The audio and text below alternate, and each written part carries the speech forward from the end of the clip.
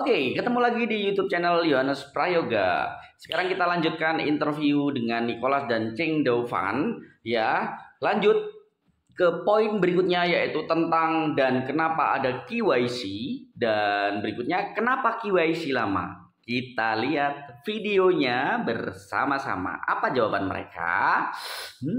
Seru nih. Ini pertanyaannya dulu ya. Or work in the world. And so people need to, so right now they have like a test net and now there's a transition to the main net, and in order to get onto main net you need to KYC. Can you kind of tell people maybe a little bit about why people need to KYC? And pertanyaannya adalah kenapa orang-orang memerlukan KYC? Oke, kita lihat videonya lanjut. For those who don't know, who are listening, what is KYC? Okay, so KYC is generally known as a know your customer process, and a lot of traditional businesses require KYC to for compliance reasons, to know your customer, to know who you are providing the service to, especially financial related services, generally is required. And so Pi Network doing KYC is, for one, of course, as much as compliant as possible. Second is also for our own policy. For example, in Pi, we require one person per account.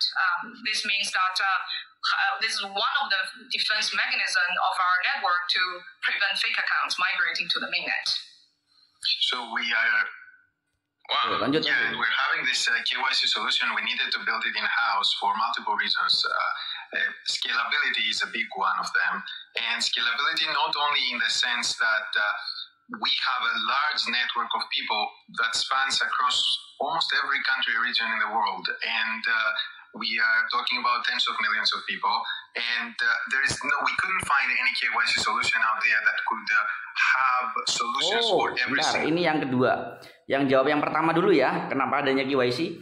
Oke, ingat di video sebelumnya yang di part 1 tentang kenapa Pi Network ada dan bagaimana desain utamanya dan kenapa sampai terbuatnya Pi, alasannya kan tentang sosial media yang berbasis blockchain. Nah, Cheng Dovan menjawab bahwa KYC diperlukan atau know your customer dibutuhkan agar setiap akun sosial media benar-benar hanya milik satu orang.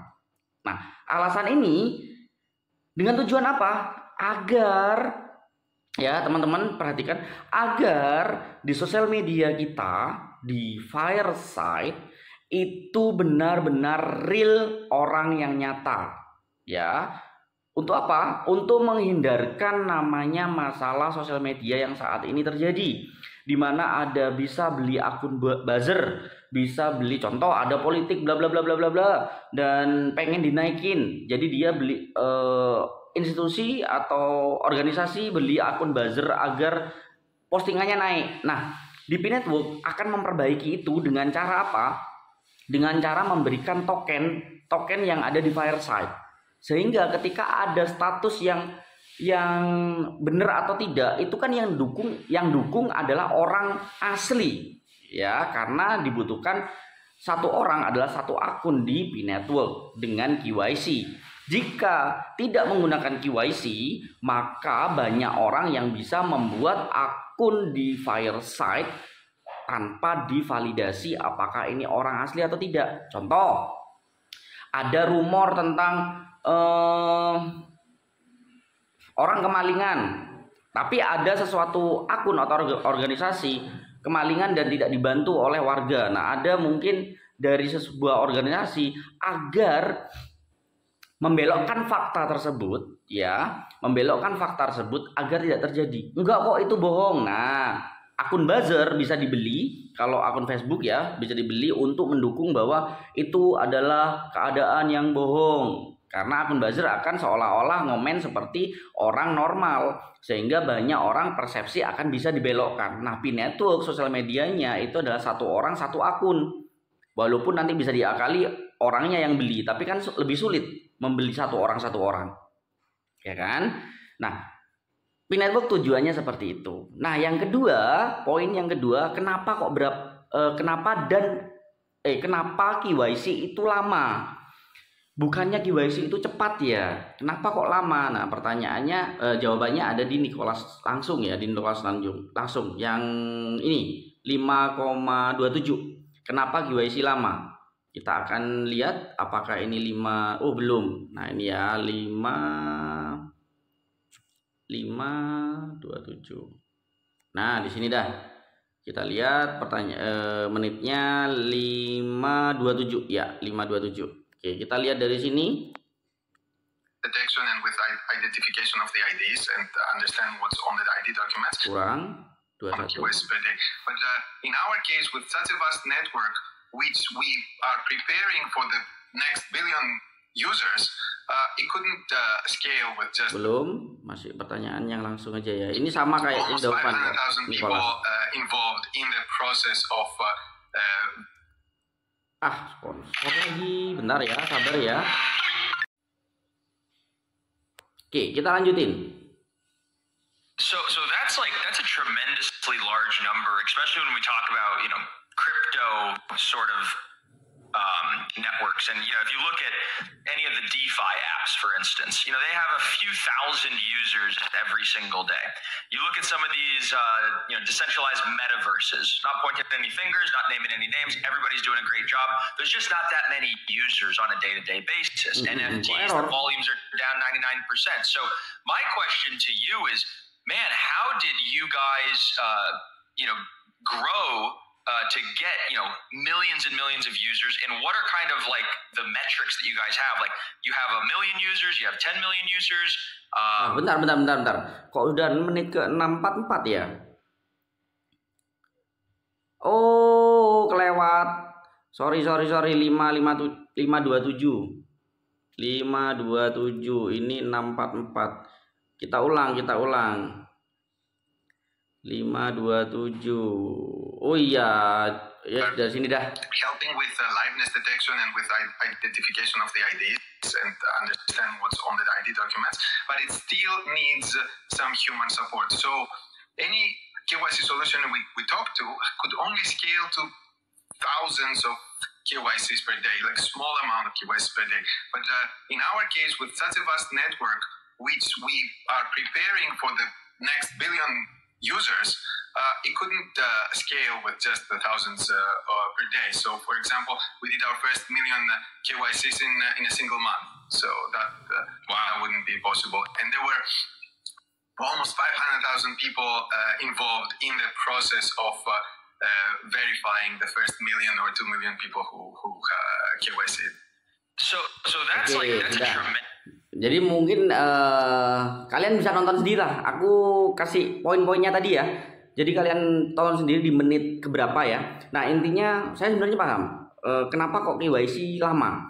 Sekarang KYC, Know Your Customer, itu biasanya teman-teman dia menggunakan manusia secara langsung ya, dan memverifikasi apakah KTP-nya sama, orangnya sama, video liveness-nya sama, itu diverifikasi oleh manusia langsung. Sekarang dengan P-Network, dengan jaringan orang yang luas yang sudah bergabung dan berbeda negara, maka terkadang kalau menggunakan contoh Nicholas sendiri nih sama tim ya, orang Amerika nih,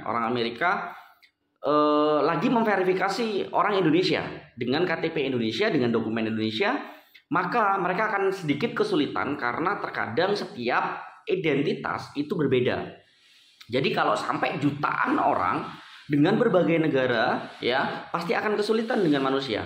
Maka dari itu, kenapa KYC lama? Karena P-Network atau Core Team sedang membentuk sistem yang dimana sistem tersebut adalah mengajak banyak pioner yang sudah KYC untuk membantu KYC setiap negaranya. Karena mereka pasti akan lebih mengenal setiap negara tersebut. Jadi tidak manual seperti bank KYC atau Know Your Customer bank atau produk-produk finansial seperti broker, bursa. Itu biasanya your customer-nya adalah secara manual. Nah, kalau P-Network sudah mencapai ke titik yang dimana mempermudah itu ya, daripada dia dengan tim memverifikasi sendiri, lebih baik kita menggunakan kelompok yang sudah terverifikasi untuk membantu Core Team agar memvalidasi KYC yang sudah dikirimkan ke Core Team.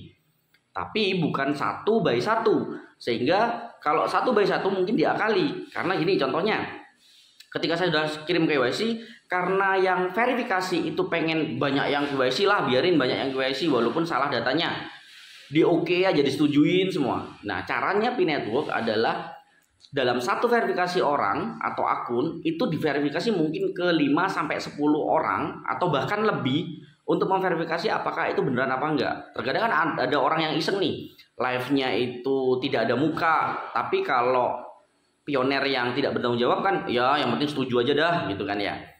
Apalagi kalian yang udah pernah jadi validator, itu pasti ada kadang masih ditunda gitu ya untuk divalidasi lagi, ditunda untuk divalidasi lagi. Itu untuk mencocokkan apakah sama jawaban kamu dengan pioner lain kalau ini memang sudah disetujui atau tidak. Kayak gitu teman-teman. Kenapa kok lama? Ya karena itu membuat sistem KYC secara serempak itu sangat lama dan sangat sulit. Bukan tentang P-Network sampai lama sampai 4 tahun ini ya, 4 tahun 5 tahun ini bukan karena utilitas. Ya memang ada beberapa utilitas yang harus dikembangkan, tetapi lebih dari Nikola sendiri loh ya, dari Nikola sendiri ya.